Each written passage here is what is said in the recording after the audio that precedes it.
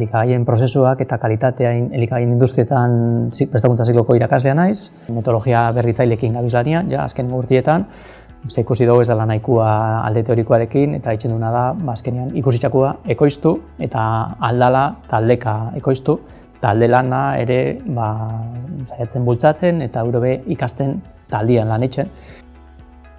3 bloke nagusi edo ikusten ditugu, alde batetik ikusten dugu ikasleekin alde teorikoa, elikagai ezberdinek dakazen ezaugarriak, esnekixak, haragikiak eta gainontzeko elikagaien oinarri teorikoa.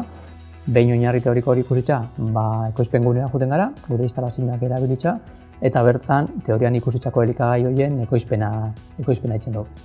Behin ekoizpena bukatutakoan, egiten duguna da batez ere analisi fisiko-kimiko, instrumentalak eta biologikoak. Ikusteko elikagai hori segurua dan eta legediak ezartzeituan baldintza betetzeituan edo ez. Eta bukatzeko egiten dugu beste analisi mota bat, dela analisi sensorialak.